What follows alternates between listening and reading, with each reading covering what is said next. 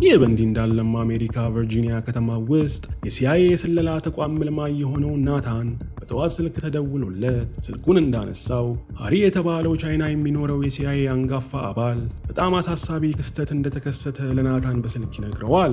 ናታንም ፈጥኖ ከአልጋው በመነሳት ልብሱን ቀይሮ ከሃሪ ጋር እያወራ ወደ ሲአይኤ ዋና ቢሮ መጓዝ ሲጀምር ሃሪም ከሰዓታት በፊት የእሱ ሰልጣኝና ምልምል የሆነው ቶም ቻይና ውስጥ እስረኛ ሊያስመለጥ ሲል በቁጥጥር ስር እንደዋለ በመግለጽ የቻይና መንግስት ቶምን በ24 ሰዓት ውስጥ ሊገድለው እንደሆነ ለናታን ያሳውቀዋል። ናታንም የዛሬው የቢሮ ቆይታ የመጨረሻው እንደሆነና ነገ ጡረታ የሚወጣበት ቀን በመሆኑ በዛሬው ዕለት ክስተት መከሰቱ ናታንን ያማርረዋል። ናታንም የሲአይኤ ዋና መስሪያ ቤት ደርሶ ወደ ቢሮው ሲገባ የናታንን ቦታ ለመተካት የታጨው ቸክ የተባለ ጎልማሳ ሰው ናታንን ሰላም ብሎ ሲያበቃ የእሱ ምልምል የሆነው የኤጀንት ቶምን ፋይል አሁኑኑ እንዲሰጠው ናታንን ይጠይቀዋል።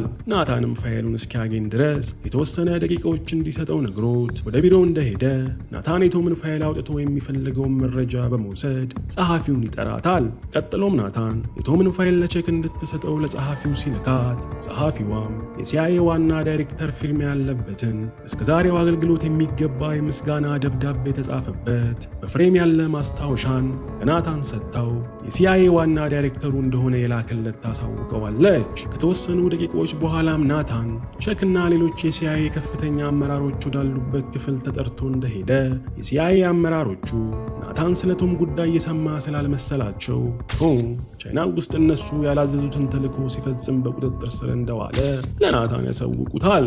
ናታንም ምንም እንደማያውቅ ሆኖ መስማቱን ሲቀጥል አንደኛው የሲአይኤ አመራር በአሁኑ ሰዓት ሲአይኤ ቶም የነሱ ኤጀንት እንደሆነ ካመኑና ቻይኖቹን ቶምን እንዲለቁት የሚደራደሩ ከሆነ በቻይናና በአሜሪካ መካከል ያለው አንጻራዊ ሰላም ገደል ውስጥ እንደሚገባ ለናታን ያስረዱታል። እና ይሙታ ልጁ። ቀጥለውም ናታንን የፈለጉበት ምክንያት ቶም ምን አይነት ሰው እንደሆነ በደንብ እንዲነግራቸውና መትረፍ የሚገባው አባል መሆንና ለመሆኑን ለማወቅ እንደሆነ ይነግሩታል። ይህን ተከትሎ ናታን ቶምን ለመጀመሪያ ጊዜ መቼ እንዳገኘው መናገር ሲጀምር ታሪካችንም ወደ ኋላ ወስዶ 1997 ዓመተ ምህረት ቪየትናም በእርስ በርስ ጦርነት በምትታመስበት ወቅት ናታን የቪየትናምን የእርስ በርስ ጦርነት በማቀጣጠል ላይ የሚገኘውን ቦቻ የተባለ ሰውን እንዲያስወግድ ተልኮ ወደ ቪየትናም ሲመጣ እናያለን። ናታንም እንደደረሰ ከአሜሪካ የጦር ጀነራል ጋር ተገናኝቶ ስለ ተልኮው ካብራራ በኋላ ቦቻን ሊገድልለት የሚችል ሰው ካለው ጀነራሉን ሲጠይቀው ጀነራሉም ካሉት ጎበዝ ስናይፐር ተኳሾች ውስጥ ቀዳሚ የሆነው ቶምን ጠርቶ ከናታን ጋር ያገናኘዋል። ናታንም ቦቻንን የማስወገድ ተልኳቸውን ለቶም በማስረዳት በሚቀጥሉትም ቀናት ቦቻ የት እንደሚንቀሳቀስ እንዲሁም ከየት ተኩሰው እንደሚገድሉት እቅድ ይነድፋሉ። ስራቸውንም የሚሰሩበት ቀን በደረሰ ሰዓት ቶምና ባልደረባው የሆነ ሌላ ወታደር ቦቻ ካለበት ብዙ ኪሎ ሜትር ርቀት ላይ ሆነው ቦቻን ለመግደል ስናይፐራቸውን አቀባብለው ቁጭ ይላሉ። ነገር ግን ጥይት ከመተኮሳቸው በፊት ቶምና ባልደረባው የቪየትናም ሄሊኮፕተር በአቅራቢያቸው ስትበር ስላዩ የቶም ባልደረባ በዚህ ሁኔታ ቦቻን ላይ የሚተኩሱ ከሆነ ሄሊኮፕተሩ ያሉበትን አቅጣጫ ስለምታይ ሄሊኮፕተሩ ላይ ጥቃት ሰንዝረው እንደሚገድሏቸው ፍራቻውን ለናታን ያሳውቀዋል። ነገር ግን ቶም እድሉን ማሳለፍ ስላልፈለገ ስናይፐሩን ቦቻን ላይ ቢተኩስም ነገር ግን ጥይቱ ቦቻንን ስቶት ሳይመታው ይቀራል።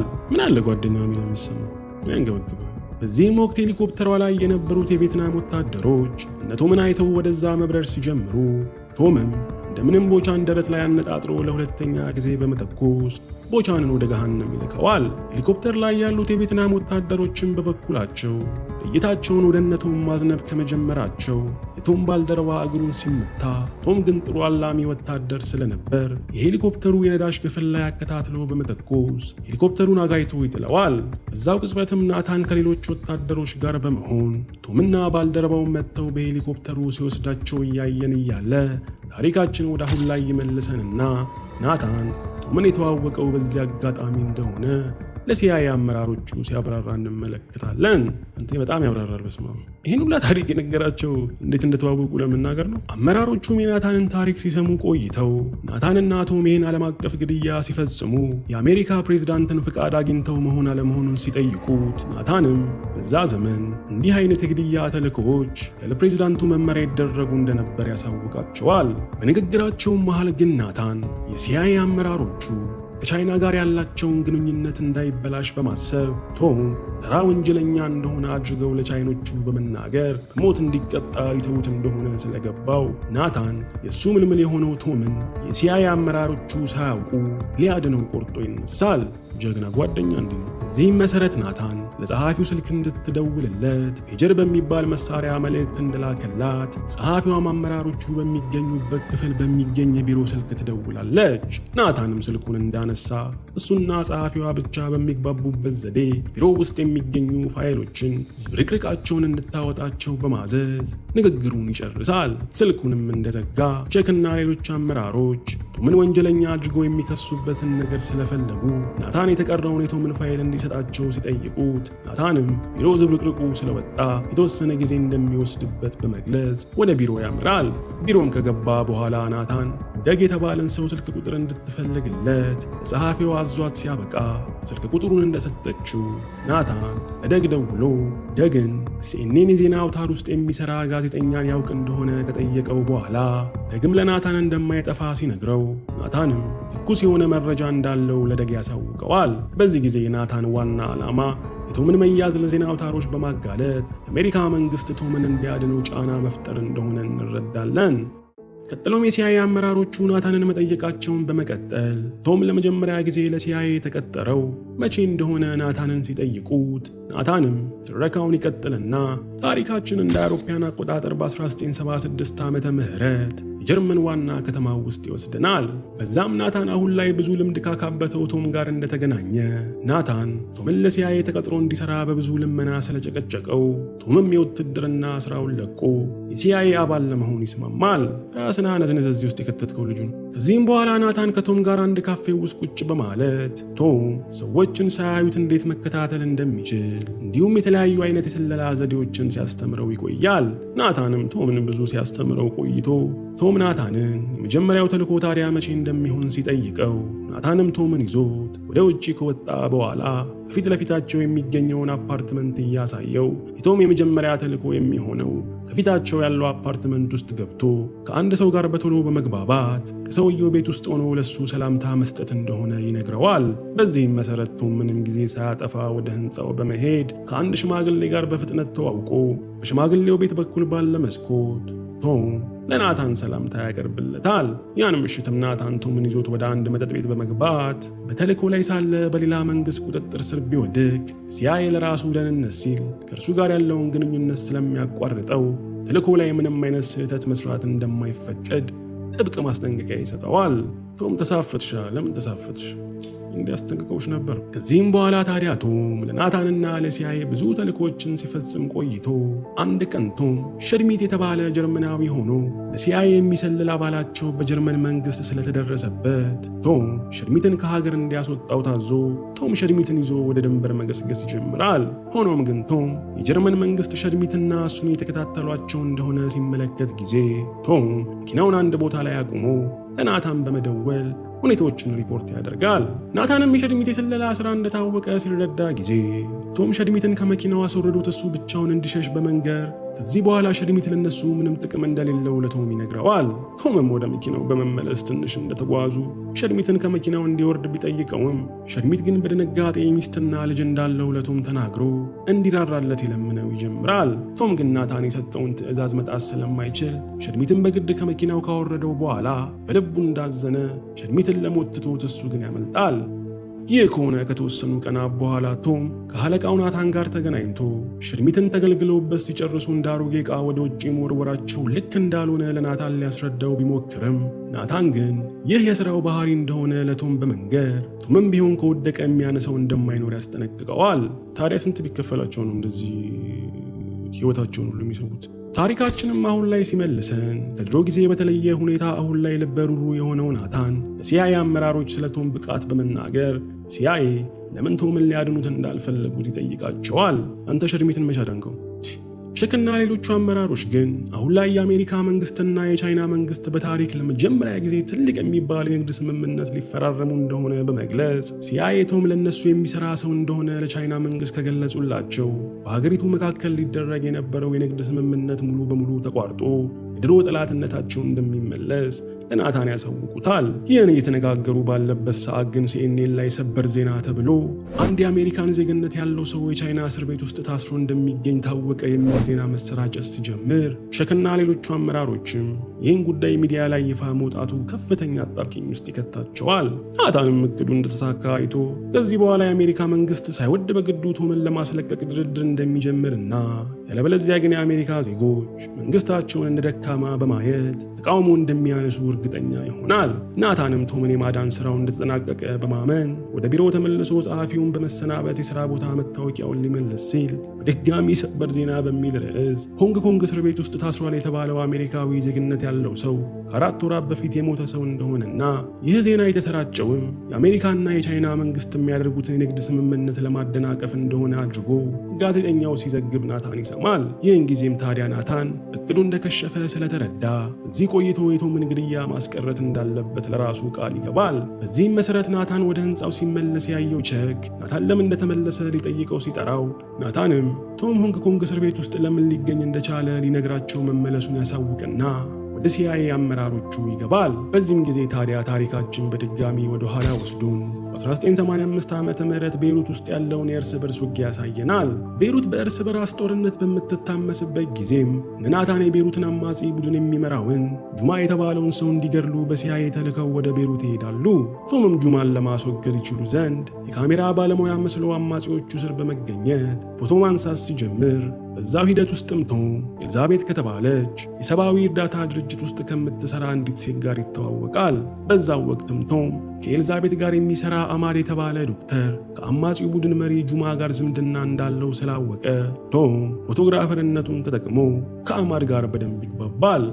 ከተወሰኑ ሳምንታት በኋላ ናታን ወደ ቤይሩት መጥቶ ከቶም ጋር በመገናኘት በጁማ ጉዳይ የተወያዩ ሳለ ቶምም ጁማን ቀርቦ መግደል አስቸጋሪ ስለሆነ ጁማን መግደል የሚችለው ሰው በጣም የቅርቡ ሰው መሆን እንዳለበት በመናገር ለዚህ ደግሞ የሚሆንን ሰው ማግኘቱን ለናታን ያሳውቀዋል። በመነጋታውም ናታንና ቶም ሆነው የጁማን የቅርብ ዘመድ አማድን ሬስቶራንት ውስጥ እንዳገኙት የአማድ ቤተሰቦች የተገደሉት ዜና ላይ እንደተወራው በውጭ ኃይሎች ጥቃት ሳይሆን በራሱ በጁማ ሰዎች ትዕዛዝ እንደሆነ ለአማድ በማስረጃ ያሳዩታል። አማድም እስከ ዛሬ ድረስ ቤተሰቦቹ በጁማ ሰዎች ጥቃት መሞታቸውን የማያውቅ ስለነበረ ከፍተኛ ሐዘን ውስጥ ሲገባ አይተው እነ ናታን ጁማና አማጺ ቡድኖቹ የሌሎችን ንጹሐን ሕይወት እንዳይቀጥፉ ከተፈለገ አማድ ጁማንን ቀርቦ እንዲያስወግድላቸው ይጠይቁታል። አክለውም አማድ ጁማንን ለማስወገድ የሰውነት ቆዳን ከነካ በኋላ ወደ ሰውነት በመስረግ መግደል የሚችል መርዝን እንዲጠቀም ገልጸውለት ሲያበቁ ማንም ባልጠረጠረው መልኩ ጁማንን ማስወገድ እንደሚችል በትግል ያግባቡታል። ይህ በእንዲህ እንዳለም የቶምና የኤልዛቤት የፍቅር ግንኙነት እየጠነከረ መምጣቱን ተከትሎ ከመቼው ተፋቅረው ከመቼው ጠነከረና የቱ ጋር ነበርኩፍ ስለፈለፉ ሁሉ ጊዜ የቱ ጋር እንዳለው ረሳለሁ። ይህ በእንዲህ እንዳለም የቶምና የኤልዛቤት የፍቅር ግንኙነት እየጠነከረ መምጣቱን ተከትሎ ናታን ባልደረባው ቶም ከኤልዛቤት ጋር ያለውን የፍቅር ግንኙነት ይደርስበታል። ናታንም በስራ ተልዕኮ ላይ ያሉ የፍቅር ግንኙነት ውስጥ መግባት ስራውን አጣብቂኝ ውስጥና አስቸጋሪ እንደሚያደርገው ስላመነ ናታን በኤልዛቤት ዙሪያ ማጣራቶችን አድርጎ አንድ ቀን ቶምና ኤልዛቤት አንድ ካፌ ውስጥ ቁጭ ብለው ሳለ ወደ ካፌው መጥቶ ይቀላቀላቸዋል። ቀጥሎም ናታን የቶም የሥራ ባልደረባ እንደሆነ ተናግሮ ከኤልዛቤት ጋር ከተዋወቀ በኋላ ኤልዛቤትን ልክ መርማሪ ፖሊሲ መስል ስለ ግል ሕይወቷ እንዲሁም ቤይሩት ከመምጣቷ በፊት ትሰራው ስለነበረው ስራዋ ሲጠይቃት ኤልዛቤት ስለ ቀድሞ ስራዋ መናገር ስላልፈለገች ተበሳጭታ ናታንና ቶምን ትታቸው ትሄዳለች።